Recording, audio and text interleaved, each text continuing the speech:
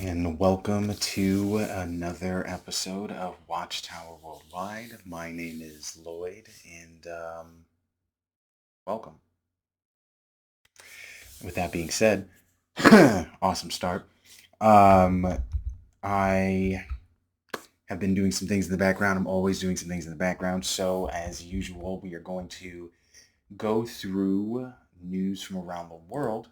Um, This used to be a show where, normally I would just kind of stick to 2016, or I'm sorry, 2020, and I would stick to domestic topics, but I wanted to incorporate, and incorporate the world and expand what I was talking about because there pretty much are flashpoints everywhere from the domestic turmoil and instability that goes on between the election, between shifting cultural issues like immigration, like LGBTQTIA plus civil liberties, but just in general civil liberties because there are also infringements on um,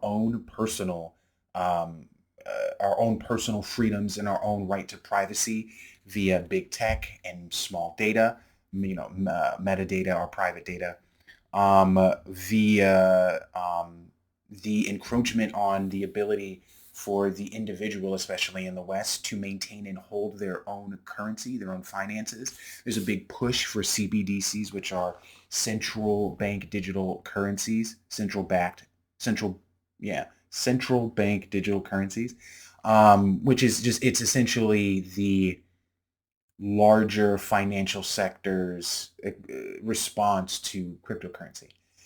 And then moving on, you go, and as you kind of move westward, you come into Europe, which, as we know, there are riots going on in the UK, immigration-related issue, as there has been a move globally. And again, that isn't to say that given the severity of things like global poverty, a global food shortage, even though it's not even a food shortage, I'm sorry, global poverty, global hunger, and global wealth inequality.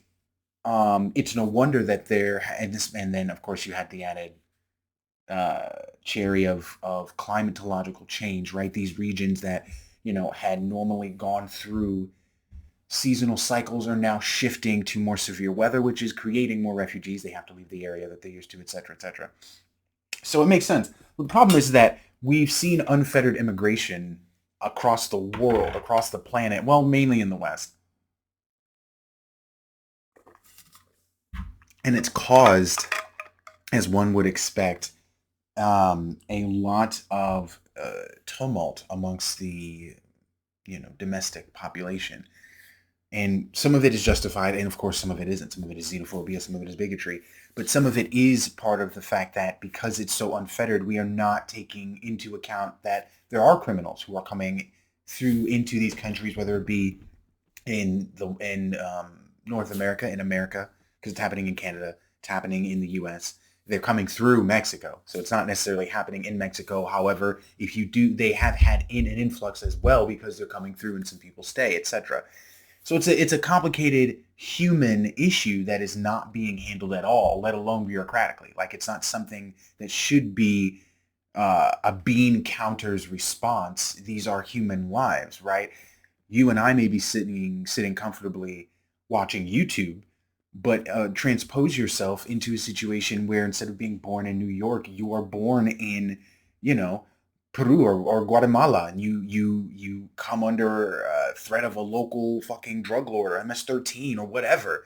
Like, it could be any number of reasons. You're a woman who gets raped by a dude, then has a baby, and then you gotta travel because your husband got killed, and that's why you got raped, and now you have no one to protect you, and so you travel across. Like, there's so many dramatic situations that I can conjure up, and at the end of the day, it could just be people who want to migrate from a life of poverty to one of opportunity. All of that being said, you still need to take into account who's coming across the border and why they're here. And not only for the sake of safety, but for the sake of vocational assistance. You can help these people learn how to get English. You can hook them up with immigration, speed up their papers, that process faster. You can hook them up with jobs. Like there's a number of different reasons why. What if they're sick and they don't even fucking know it? Excuse me. There are a number of different reasons why you would want to Like write down names, figure out who these people are, get them, a nice little checkup. Let me take your blood real fast. You got a number. Oh, we got these government phones. Let me hook you up with a like keeping them in the system, like we're in the system for all of the reasons I just described. Why would you not want them in the system as well? So, getting off of the immigration issue, obviously, the riots that are going on in the UK, to, of course, the Russian-Ukrainian conflict and NATO's increasing tenacity, even with the U.S. and Blinken pulling back, right? Because we know better than to try and aggress both in the Middle East with Israel and the Gaza conflict, the Second Kippur War, as well as the Russian-NATO issue. So we're pulling back from one and kind of standing idly for the other. We'll get to that later on. But as the F-16s, we'll talk about that. As the F-16s, I have a comb in my hair. As the F-16s come from Poland, striking at Russian targets, as Russia is in its third stage of a nuclear combat drill in which actual nuclear weapons are being used, not engaged, but they're transporting them and staging them as part of the exercise. Remember, it is always behind military drills and exercises that large-scale invasions occur, keeping that in mind. But, of course, to the Second Kippur War in the Middle Eastern conflict, the Francophone nations breaking away in Africa, Francophone being the nations within Africa that were previously colonized or neo-colonized, depending on what nation you're talking about and how you look at it, because, just because you don't have standing armies within a foreign country dictating what happens, doesn't mean that you still don't have economic control, that you still aren't dictating their policies and their politics, that you're still not taking control of their resources internally. You're still not basically dictating what they are. They're still a colony. They're still an extension of you at that point. It's neo-colonialization, right? And so you have a new Central African Union that's formed between several of these countries that have broken away. I'm sure you might have heard about this, maybe not, because the West doesn't want you to realize that their grip is slipping away fast, rapidly. And I mean, that's both a good and bad thing. That's the change. And like the more that Western governments continue to try and buck the shift to a multipolar world where the U.S. and by extension the West as a whole can't dictate what the rest of the world does, the more they create inertia for that, the worse that it becomes, because you are dealing now with countries that are becoming at parity with us militarily. You are reintroducing the threat of a global thermonuclear war. So like, it's not just us bulldozing over some terrorists, even though if you look at our combat rate, our combat success rate with the Houthis, for example, I think we're 2-0, and they've been having free reign. Well, not free reign, because they are being attacked in Yemen by the IDF Air Force. Anyway, I'm getting ahead of myself. I knew it. I looked over, and I knew it was going to be almost 10 minutes. And this is the introduction. At any rate, let's get started. The point is that shit is popping off everywhere simultaneously. So there's no way that I can really, and anybody can really encompass that as a whole by just simply talking about good old US of A. So ground news, I'm going to start plugging stuff. Maybe ground news will catch up to me and be like, hey man, you have a great voice and you're super articulate and energetic. We'd like to sponsor your channel and hope that all 32 subscribers that you have continue to watch your bi-weekly, bi-yearly content. Yeah. At any rate, ground news is a wonderful, free to use subscription offering news aggregator that has nifty little features like trying to delineate different publishers, different like local and international conglomerate publishers, telling you where a particular article lies on the spectrum, left, right, center, right, where their bias is, right, their factuality capability, and all sorts of just wonderful, wonderful tidbits and tools here for you to metrics. That's what I'm looking for. A litany of different metrics for you to measure the content that you're ingesting and for you to kind of filter out the noise. But I think I'm going to start, with these, and because this is what I do. Each page has this at the beginning just to kind of get a sense of the chaos that's happening, right? Americans are getting whacked by too many laws and regulations. Ordinary Americans are getting whacked by too many laws and regulations. It's interesting because it is the Supreme Court that like justified those things. Like the Patriot Act is really where a lot of this started, but don't get me going on that. The post 9/11 world is why we are where we are, right? The global war on terrorism. But Harris momentum leaning heavily on irrational exuberance. And what it is, it's the effect of not having Joe Biden. Once Joe Biden left, people simply were happy that they didn't have an old, because it's bad enough to have an old senile gentleman for your leader, but then when it's the prospect of him being the leader again for another 4 years and having to try and ostracize yourself from that truth, it is a sigh of relief. And that sigh of relief manifests itself in the form of support for Harris. But of course, taking a look at her record, taking a look at her as Attorney General in California, she did things, and there's these clips have been shared a million times of Tulsi Gabbard, who, by the way, before people used to, oh, you must support, Trump. I voted for Tulsi, and I was supportive of her before her stance on Title IX, even though I have my own stance on that issue.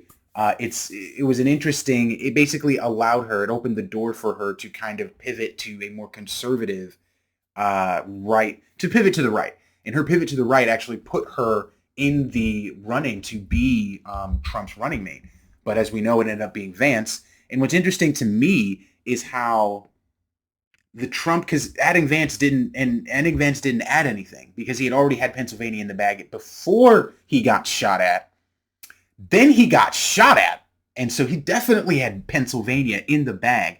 J.D. Vance doesn't bring anything in terms of diversifying his voter base, not base, but his diversifying the voter turnout. It doesn't bring him women, as we can see now with his cat lady nonsense, which he doubles down on. Like, man, you gotta stop talking, right? Having one Trump is enough. Having two Trumps is too many. Right? You have to have something to soften him. That's why he did Mike Pence. Mike Pence was a Christian conservative. I think he was evangelical. He was a good old boy, right? And he toed the line and was quiet when he needed to be. And right up until really the very end, he toted the line even when Trump wasn't, even when Trump talked shit about him. And so someone like Tulsi would have been that temperament for him, but he chose J.D. Vance, believing that Biden was going to stay on the ticket. But to me, it was kind of obvious Biden was going to leave. What isn't obvious now is if he's going to remain in office, right? There's a clip that's going around where Gerald Ford was talking to a young girl, and she was like, "Oh, what do you think we're going to have the next? We're going to have the first female president." And he was like, "Young lady, I think we're going to have the first female president after we have the first female vice president.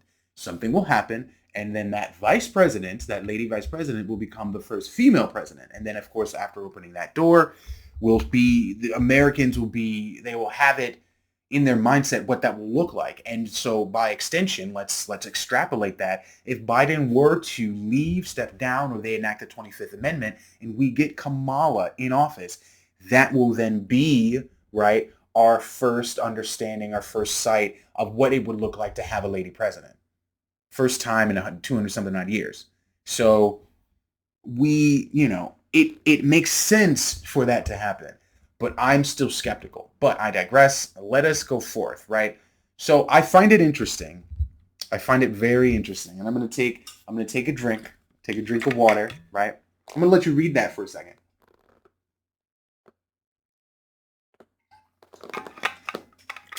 Tell me why the CIA is now openly acknowledging MK Ultra. So that's where we're at now. Interesting. So, right, because it's a thing where some people talk about UAPs, unidentified aerial phenomena, and they're like, oh, it's a psyop to try and, for multiple reasons, right? Whether it be to try and dissuade and discredit the idea of actual UFOs, to try and acclimate us to the idea of UFOs so that it can be used as a false flag, similar to what you saw in Watchmen with Ozymandias, where he psychically I can't remember. Did he actually teleport an alien, or was it a psychic resonance of an alien? But anyway, it was faked, and that brought the world together. Right at the end of the book, I gotta rewatch that. They're coming out with Watchmen Volume One again.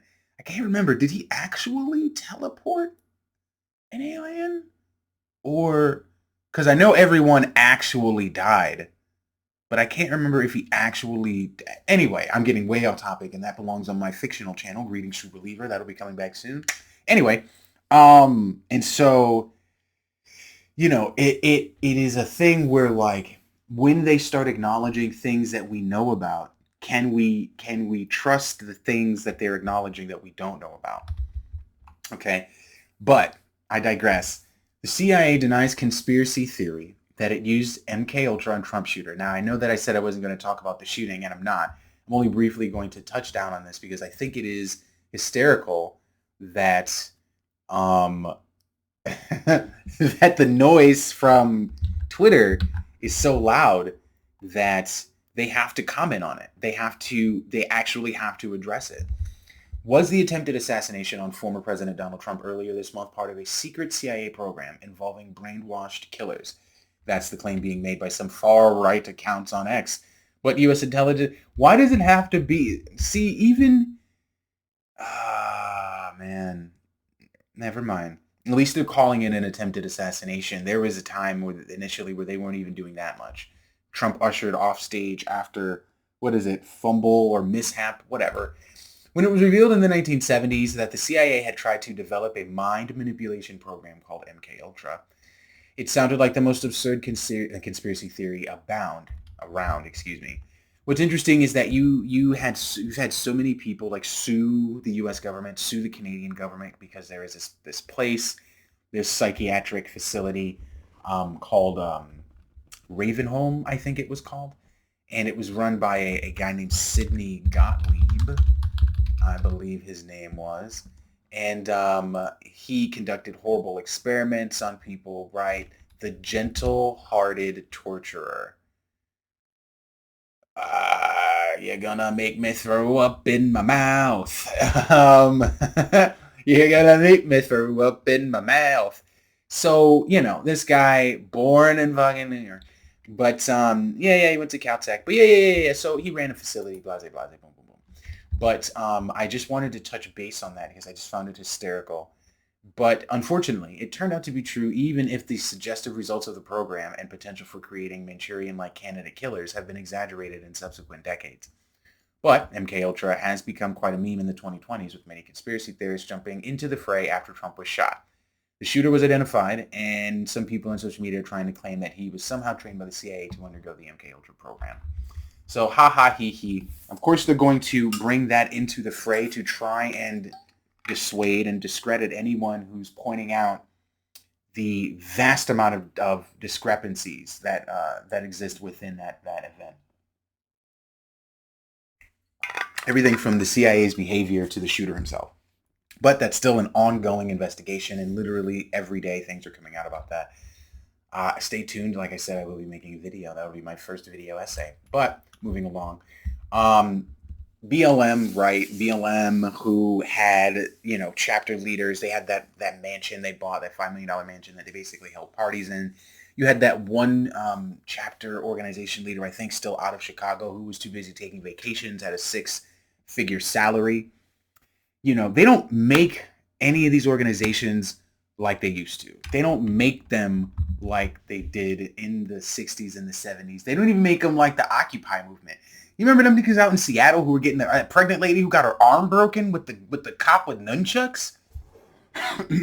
Yeah, let me say it again. If I remember correctly, in 1999, during the World Trade Organization protest in Seattle, of which they've made like numerous movies, there was the nunchuck-wielding cop who broke the pregnant woman's arm who was protesting the World Trade Organization's abusive banking practices, where essentially they lend countries that have nothing a bunch of money and then charge them exorbitant amounts of interest with short times to repay, thus engendering the nation, indebting the nation to the Oh wait, I'm thinking about the IMF. I'm sorry, that's what the IMF does. The World Trade Organization unfortunately dictates the trade capabilities of different countries and essentially strangleholds them from being able to effectively use um, their resources, their internal resources. And then all of these organizations collude with each other. The World Trade Organization, the World Health Organization, right, which forces countries to conduct they like do vaccination trials on countries. They force them to vaccinate, and it causes all sorts of byproducts. They are the ones that created the stringent COVID vaccination regulations that ended up being farcical. Right now that we're seeing WHO executives being roasted, right, in different EU and parliamentary hearings that they're having. They brought on people from Pfizer. You had that one lady who was asked about whether or not they tested the COVID vaccination, the first batch beforehand, and the woman from Pfizer laughed like, "Ha ha ha! We didn't have time to do that. Huh? It's not funny. People are dying because of this. They're pulling out weird." Anyway, I digress. I'm getting way.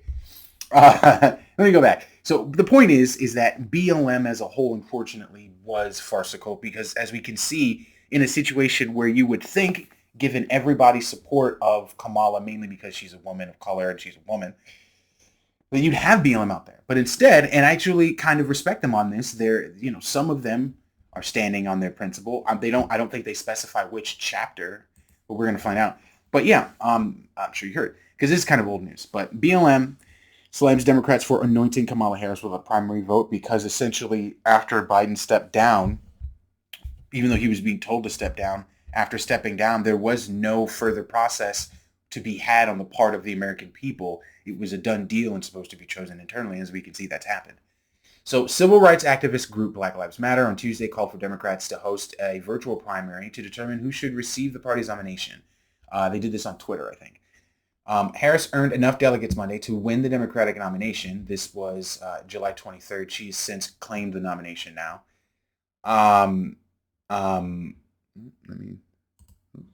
The BLM press release noted, however, Democrats have alienated their voter base by not having a primary.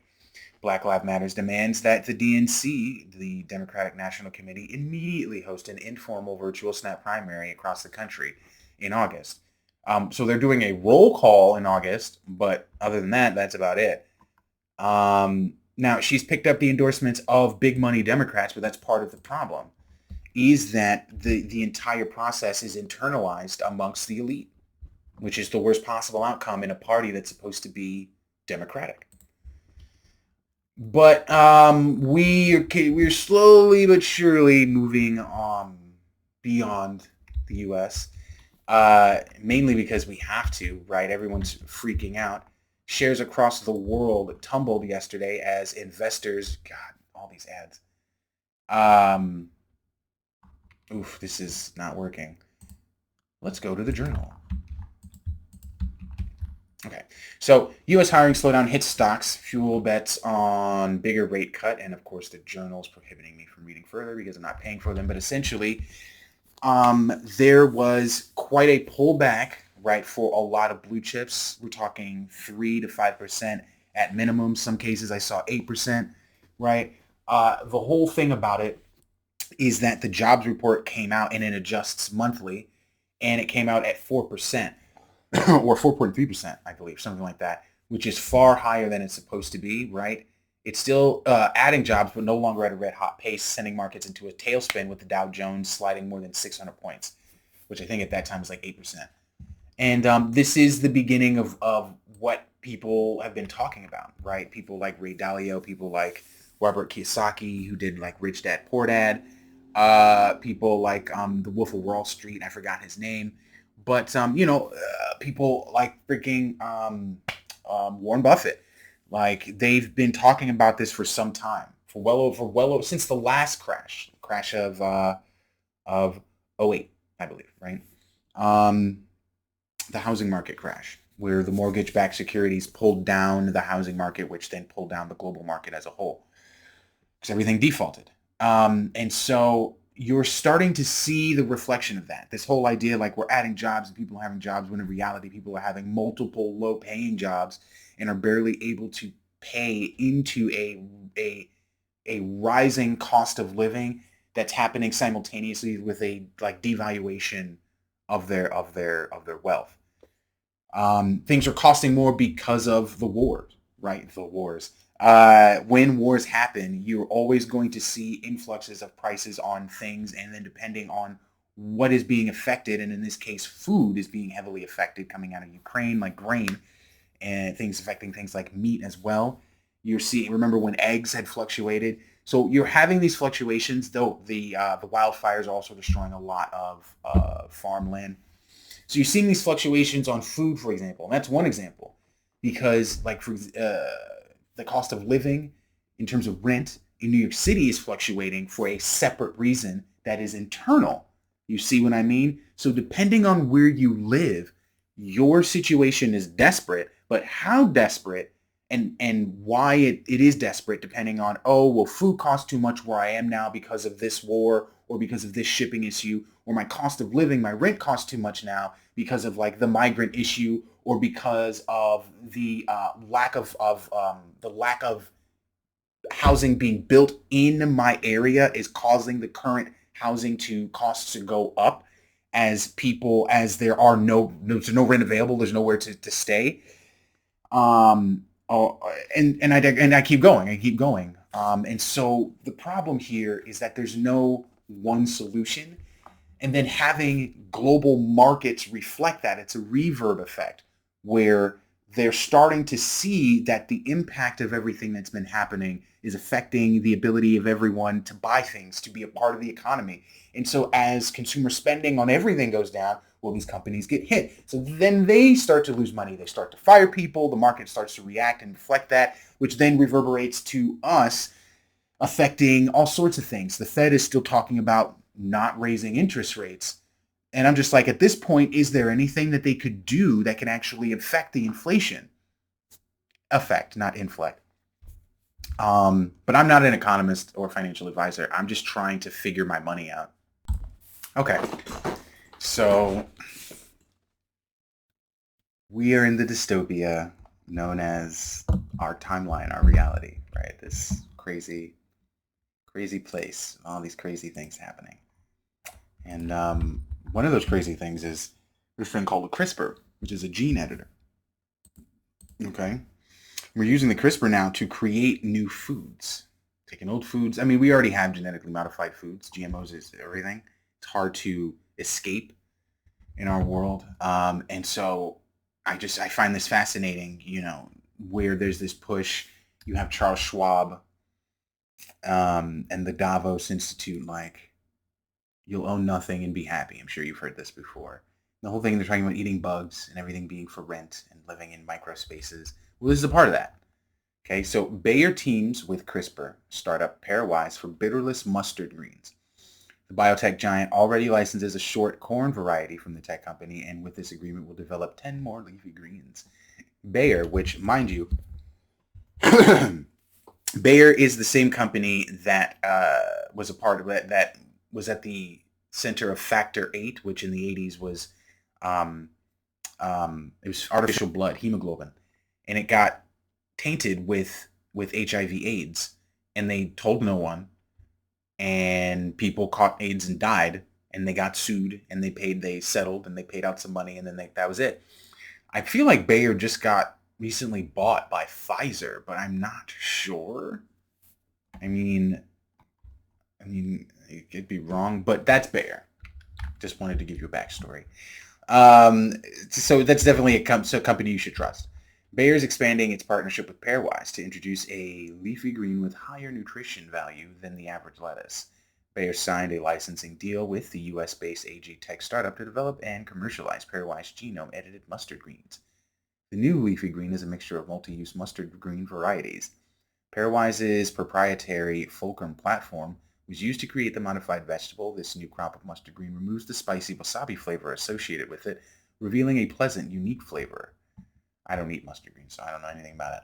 We were at a turning point with the greens and what it was going to invest in marketing to become a salad company. We decided that rather than taking our venture dollars to build this big marketing effort, we should focus on what differentiates us, the ability to use technology to make good products.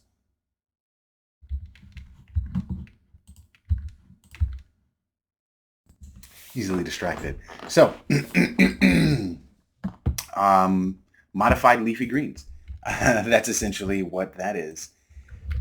Recently, Governor Newsom of California. Yeah, we're just moving along. Like that's just one of many. And at some point, there will be. I'm trying to decide if there will be a section for just all of the Orwellian weird stuff that's coming out. There's a new robot, like an actual humanoid robot that OpenAI is about to put out. Actually, thought Microsoft is invested. Oh wow, they're invested in both companies. There's another company with a robot called the Neo. They put out a sizzle reel of like 100 of these bots in like an Amazon warehouse situation in um like a domestic housekeeping situation, etc., to show the different sorts of functionalities that it can have. I thought they were going to be first. Pretty sure Microsoft's also invested in that company too, as well as in OpenAI. But I digress.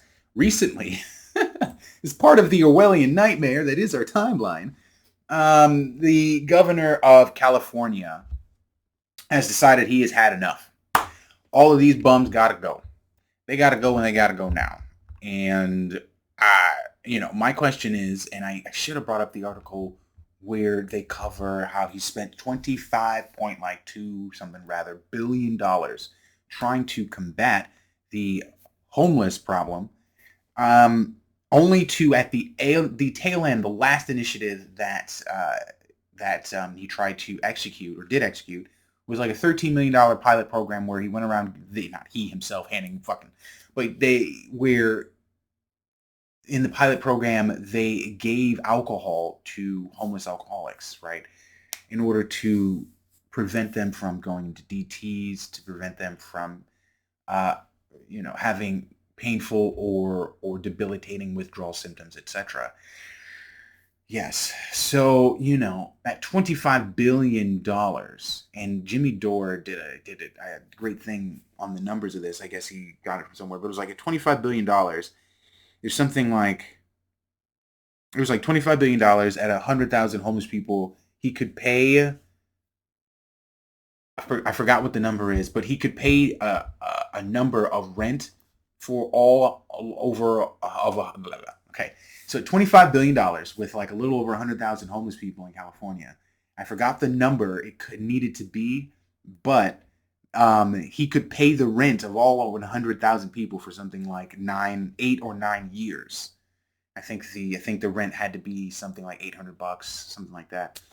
But it's just trying to give you a scope of how mismanaged that program was, and by extension, California is. But he hopes to run for president. So if he's not doing it this cycle, by the cycle in which he is running president, California needs to be looking shiny, right? So that's why and he's doing this under the mask, under the chaos of everything that's happening. Never let a bad situation go to waste, right? So under all of the confusion and convolution that's that's happening both domestically and abroad, he's taken it upon himself to engage in a drastic shift in his state. The free-loving Wookiee state. But let's take a read here. Gavin Newsom issues executive order for removal of homeless camps in California. And I had an article up here, but there are certain agencies domestically, like small locales, that are refusing to execute the order because it's just brutal. So Gavin Newsom, buoyed by a recent U.S. Supreme Court decision, issued an executive order Thursday calling on state officials to begin taking down homeless encampments. The move to begin dismantling thousands of encampments throughout California comes after a high court ruled last month in favor of an Oregon city that ticketed homeless people for sleeping outside. The ruling rejected arguments that such anti-camping ordinances violated the Constitution's ban on cruel and unusual punishment. I can tell you firsthand, California doesn't care. I used to live in California. I was homeless in California. They don't care. They don't care. You are a transient, as it's labeled in the ticket, and you know they don't care. You know, there's very little to say on that. I was in Santa Barbara for some time, and they went so far as to construct like little anti-sitting spikes on edges of window seals. They shut off the power to the external outlets. They shut off the water fountains. And in order to shut off the water fountains, they had to shut off all the water to the display fountains. So all the pretty little dolphins, like, none of that. All because they want to deter bums. But they would turn the water on during the events that they would have at night. They would make sure to have all that stuff on for then, because they didn't have to plug in the lights, and then make everything look nice. Yeah, you can't go in the backpack, all the stuff, all the things. So this executive order directs state agencies to move urgently to address dangerous encampments while supporting and assisting the individuals living in them, something they're not doing, as shown by videos I've seen firsthand, and provides guidance for cities and counties to do the same, Newsom said in a statement. There are simply no more excuses. It's time for everyone to do their part. Unbelievable. So here we go. Here's some numbers. California has the largest homeless population, more than 180,000 people in the nation. Okay, so I was way off. It was double my number. I said 100,000. It's 180,000. Good Lord. So an estimated 650,000 people were experiencing homelessness nationwide in 2022. In a population of 300 million people, at almost a million people, that's it's devastating, honestly. And that's for recorded numbers, mind you. That's recorded numbers. California's policies, oh yes, we already mentioned that. And so yeah, that's Gavin Newsom. All right, AP, calm down. Let's see if they have any videos. Otherwise, no, and they don't talk about oh, here we go. Newsom touted that his administration has spent roughly $24 billion cleaning up streets and housing people, but acknowledged the persistent issue. The persistent issue and not your mismanagement. I wonder if they'll talk about, wait a minute. Newsom okay, so let me finish this because now I'm jumping all over the place. So Newsom's administration has come under fire recently after a state audit found that the state didn't consistently track, I forgot to mention that, whether the huge amount of public money spent on this actually improved the situation. Maybe we were too busy screaming, but yes, not only, right, because the whole thing is about the mismanagement. The mismanagement it seemingly was built in. It's not a bug, it's a feature. Because you don't spend $24 billion over the course of, let's say, 5 years, and it doesn't state how long over the time period. I mean, during the time period of his administration at the very least. But you don't plan on spending that kind of money and not having an oversight of some kind, an oversight mechanism to make sure it's being spent well. Unless, of course, you don't plan on spending $24 billion, in which case, did you have a plan at all? Was that just came out of that? Really? Flying by the seat of your pants cost $24 billion? Jeez. So, of course, earlier this year, Newsom threw all his political weight behind a ballot measure to allow the state to borrow nearly $6 billion to build 4,000 housing units, which passed with razor-thin margins, which is hilarious because you spent $24 billion yourself of your own money. You know what? It's fine. We're moving on because I don't have time. Yeah, this is all just the U.S. and I'm already over halfway through here. The Olympics. I was going to cover this and now I'm not. Like, the Olympics is a shit show from start to finish, from that opening ceremony, which, leaning one way, leaning the other way. The fact of the matter is you would be ignorant to look at that and not suggest, at the very least, that what it is a depiction of the Last Supper. Some say it's a mockery because members of the LGBTQ community, which obviously are not accepted as a whole by and here's the thing. So I believe the Catholic Church has acknowledged them, but Christian fundamentalists don't, stuff like that. But either way, it is what it is. It was a depiction. Now, whether it was a mockery, that is up to the interpreter. That can be debated. But then once that started, there were hackers, cyber attacks, power outages, riots, controversies with players doing drugs, being able to compete, controversies with players being able to compete in different biological categories that they may or may not in. Just, it's been a nightmare. And like, the thing about it is a lot of it behind the scenes is, as you're reading, first person report of QR codes, digital IDs, and the militarization of Paris, which came long before the Olympics started. And I was going to go over this, right, because of our Orwellian state, what I keep referring to, but I just don't think we have the time. Maybe next time. Just as a side note, talking about earlier what I was saying about Kamala Harris and the 25th Amendment, right? Insiders have been talking since, I would say, since Biden announced his campaign, that people wanted him out. And of course, after the debate, that only increased, intensified dramatically. But of course, take it with a grain of salt, because the New York Post, top Dems threatened to forcibly remove Biden from office unless he dropped out. And then, of course, the debate, which everyone in their right mind is like, well, if I was running his campaign and I was with this man every day, seeing him in his condition, I would not in my right mind have said okay to Trump, because at the end of the day, Trump is a bolsterous idiot. And so, like, saying no to him when he's calling me out to a golf game, calling me out to a wrestling match, calling me out to a boxing match, calling me out to just say no to all his shit. Your response to that is, I don't listen to that man. That is literally your response. I am the president of the United States, and I'm running for president again. I do not have time for him. I do not have time for people like him. Please, next question, and make it a serious one. That's how you respond to that, right? With a little joke, with a little ha-ha, but a little serious kick. Because the reality is he did not have to debate that man. And honestly, I was surprised when he accepted, and even further surprised when he showed up, when they set the thing up and they said it was going to happen. That was not supposed to happen. That was not supposed to happen as far as I'm concerned. But I just wanted to point that out. Because I am obviously a little behind here. This is for July 22nd. And we all kind of understand that that's probably the case. I'm not really going to go over that too much further. Yeah, so we're just gonna jump America. This is Africa.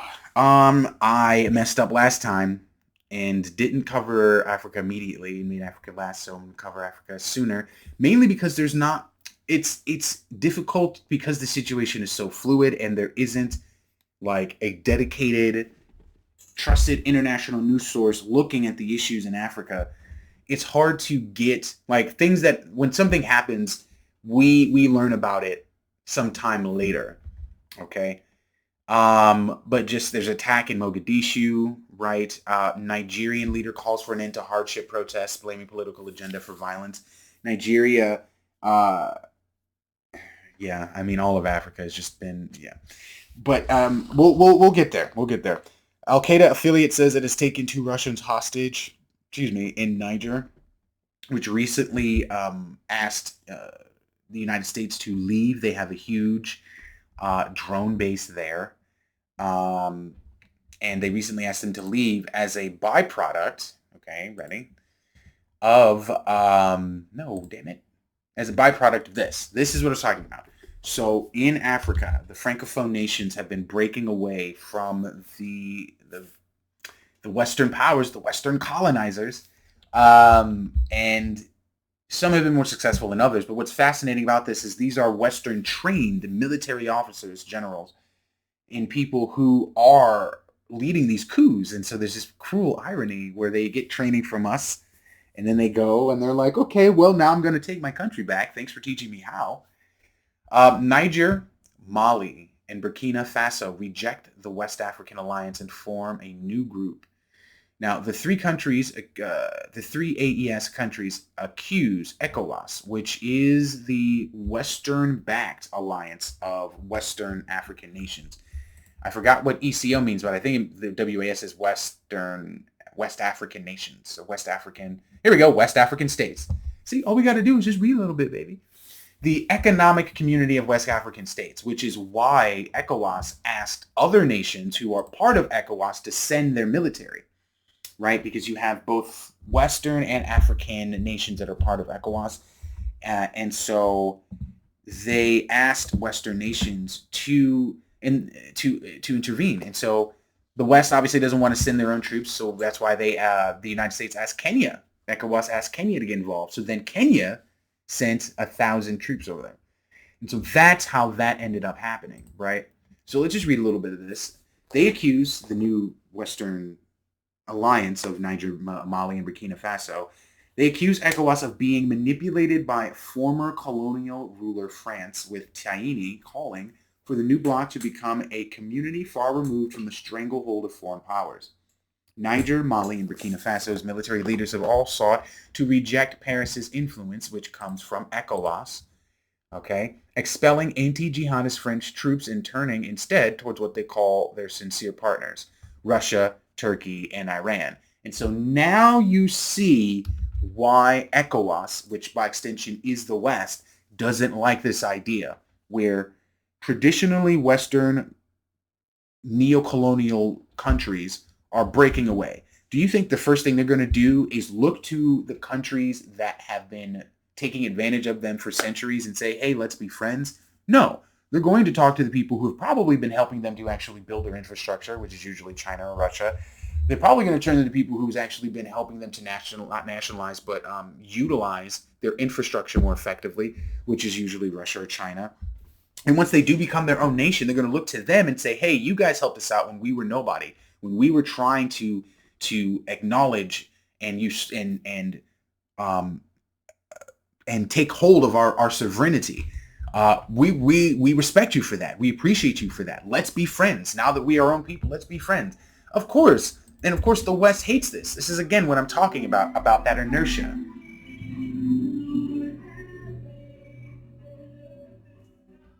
There's still a world outside. But this is what we're talking about the inertia, right? You're so desperate to keep things the way that you want them to be, the way that they have been, that you are willing to like risk global stability for that. And I just looked over and noticed we are at 45 minutes. My God, can I talk? So we already went through ECOWAS, right? They don't like this. They're saying that that ECOWAS actually risks disintegration, which is a further, right, because of the strength of unity that comes from this new alliance. ECOWAS is scared because all ECOWAS is, and that's right, they call it the new alliance, the Alliance of the Sahel States. Okay.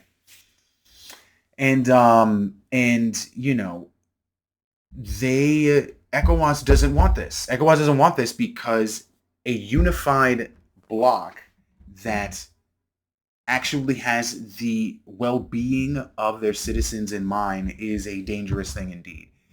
But we are running out of time, as always. Let's move on. So in order to go through this, we'll need to go through what's happening in the Second Kapoor War. So it would be easier for me to use this map. I was going to use this map later on. So this guy, Ian Ellis, shout out to Ian Ellis Jones at IEJ Media. He did this great podcast. I mean, I'm sure he has a great podcast. I haven't listened to it. I plan on it later on. But he also does these great infographics and great maps. So most recently, Australia says that the Israeli army's serious failure is responsible for the strike on the convoy. The World Kitchen staff convoy, they're still calling it a mistake, whereas, you know, if you know anything about that incident, the World Kitchen Aid, okay, so World Central Kitchen was an organization that goes around to war-torn and destitute areas and feeds people. They were in Gaza. They were clearly marked and labeled. The IDF actually were told about their whereabouts. There was radio communication that we know about. So they were well aware who they were and where they were at that time. And then not nuked them, but they eliminated them anyway. What's interesting about what's been going on is that Hamas and Fatah have actually signed a declaration ending their rift. So initially, when this all began, Fatah was seen as the more reasonable and Hamas the more extreme. And Israel, in all their infinite wisdom, supported Hamas with the idea of fostering instability with an unstable group, and making them seem incapable of civility. Okay, so let's see. We'll start with the graphic. Okay, I was having some technical difficulties. as you probably can see. If you got to this point of the video, you could see he was getting kind of having some memory issues. So this is a map here of oh nice, okay. So this is a full screen. This is a map of the Middle East. It's a map from what looks to be like the Mediterranean Sea, Saudi Arabia, the Red Sea, Kuwait, Iran, etc. So what ended up happening most recently, all right, after, oh, that's what I was talking about. I got sidetracked. And then, yeah. So the Israeli government funded Hamas because Hamas was seen as extreme, where Fatah was seen as reasonable and civil. And so they would fund extremists to emphasize how extreme they were, to then delegitimize them, so they can then look to Fatah, who they can control, and amplify them and put them in a position to represent the Palestinian people.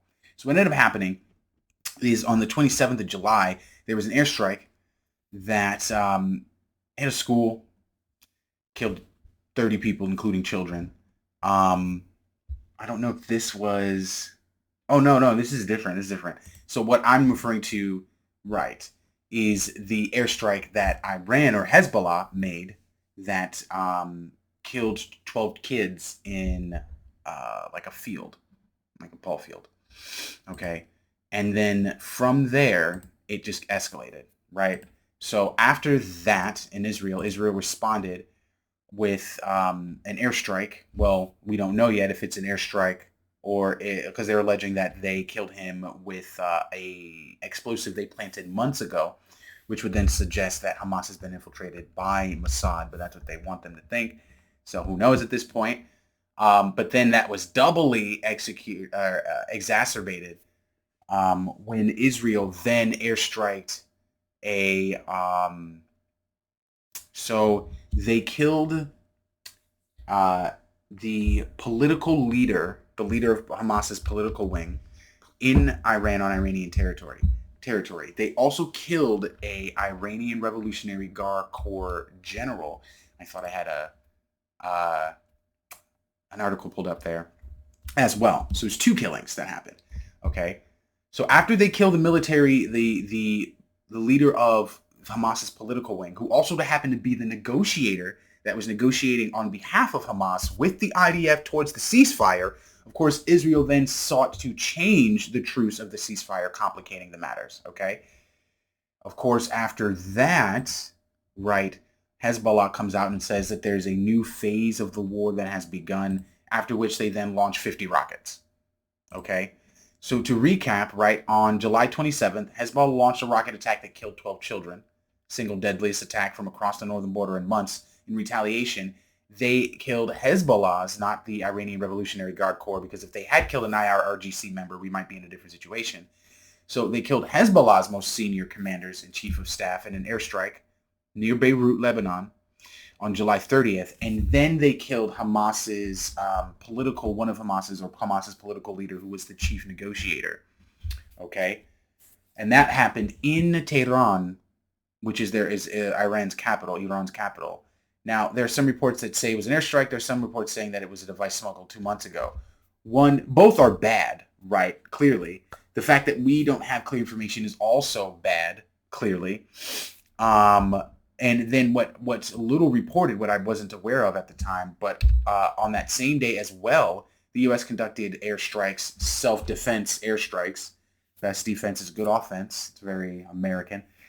Self-defense airstrikes targeting Iranian-backed militants in Iraq who were preparing to launch an attack around killing 4, wounding 4. So that's when you saw, Hezbollah's leader said it's entering into a new phase. Iran's leader issued an order for Iran to strike Israel direct in response. And they're expecting, a multifaceted attack, but that could potentially be larger in scope. So far, we have only seen the attack that I showed you previously from Hezbollah, the 30 rockets. Now, the thing about it is that there is another carrier group here that was that recently left the region for fears of being attacked by the Houthi. The Houthi have been pretty much unchecked. There was an incident early on several months ago where I think two destroyers tried to challenge them. They took an off the hook, like an ASM, an anti-ship missile from offshore, and so one of the destroyers got blasted, took some damage, and they booked it. They left. And that's why you haven't seen or heard about U.S. engagements with the Houthis. The Houthis have also been quiet since the IDF conducted that airstrike in Yemen that really took out apparently some of their logistical infrastructure, critical logistical infrastructure. So we don't know. Like I said, the situation is so fluid, it's hard to keep up with it. Speaking of which, let us move on to the Russian-Ukrainian conflict, right? There was a massive, massive drone attack on the part of the Russians against Ukraine. 100% of them were shot down. Apparently, something like 80 drones. It was one of the most massive attacks by the Shahed 31, 136 UAVs. 89 drones were sent over. Now, of course, this is while there apparently was a terror threat that was stopped, the Russian plot, unmasked by drunkenness. I guess they had this guy on video confessing. Let's read a little bit. For the second time in days, French security officials Monday were probing acts of coordinated sabotage, apparently aimed at paralyzing critical infrastructure at the Olympics. Police said fiber optic cables used by several major telecom providers were found cut in several areas. France's public prosecutor said counterterrorism police had joined the investigation. Traditional telephone and cell phone data services were impacted in the incident, so they're probably referring to it was a cyber attack. It just wasn't like it was cyber sabotage, I guess. But this comes as authorities revealed they were investigating the possible involvement of ultra left-wing groups in a separate incident hours before the Olympics opening ceremony got away. This is what I'm saying. They're being assailed from all sides.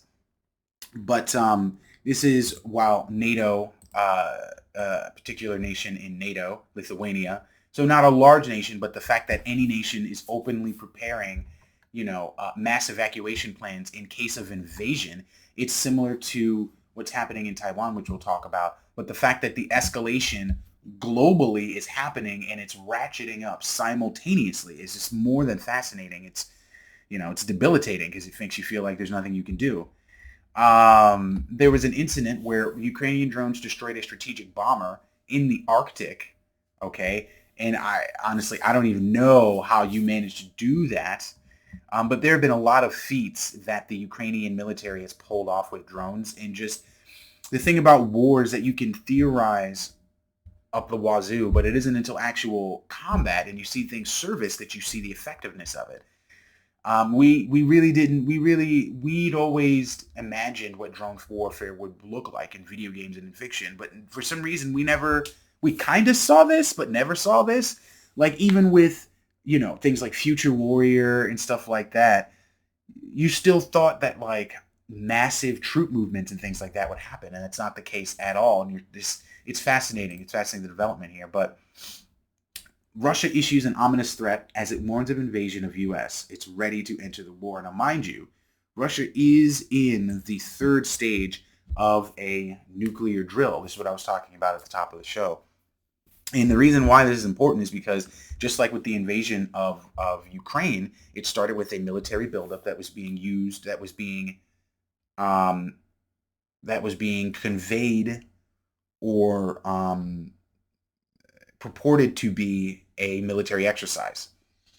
This is just not, that's how it's done, right? Because there's no way to, as I was just mentioning with military buildup and mass troop movements, there's no way to have large amounts of military hardware gather up anywhere without anyone looking and going, are you about to invade me? So with this third round, this third stage, what's happening is that they're using live nuclear weapons. And again, using is, I feel like an inappropriate term. It's involving nuclear weapons, right? And that is to say that there are live nuclear weapons near the borders of NATO nations right now that at any point could just be turned and used tactically. Now, I'm not suggesting that they are, but that's the reality of it. In all this, while, the Pentagon is still pumping out $2 billion, they were able to find $2 billion in another, accounting error. The reason why I say another is because if you remember, they also found $6.2 billion for Ukraine. And this was back in June. So they just keep finding ways to pump money into this project because they know that, and the whole thing is this is not an endorsement of Trump. They are both bad. Like a Harris administration would support both the war in Gaza as well as the war in Ukraine. A Trump administration would support the war in Ukraine less, but would still support it, and would support a war in Israel probably more given the behavior and the close relationship we've seen with the Trump administration and the Israeli government. It's a nightmare either way. And of course, let's not forget the EU's got to toss their hat in. And the worst part is they're giving them Russian assets. So they unfroze $1.6 billion in Russian assets to give to Ukraine, further exacerbating an already escalating situation. I didn't even get a chance to get to China. Germany summoned Chinese envoy over a massive cyber attack. It believes the CCP were behind. This guy again, Ian, with his infographics map. China again is also having a large military exercise in which thousands of troops are gathered and have surrounded Taiwan. So I mean, this is perfect. Russia just signed a defensive pact with North Korea. So if China invades Taiwan, that will activate the United States, which will activate NATO, which will activate North Korea, which will activate like Russia. And everybody will be on point. This is exactly the situation that we were in during World War One. Tripwires everywhere. But yes, with that said, hopefully we'll get this format down pack. And I keep underestimating the amount of context I need to give, the amount of opinion that I have. But I do appreciate you watching. Thank you if you stuck around to the end of the video. I appreciate it. And if not, that's okay. Even though you would only know about me saying it's okay if you made it to the end of the video. I digress. Please like, share, and subscribe if you dug my analysis, my commentary. And be well to yourself and to each other. Take care.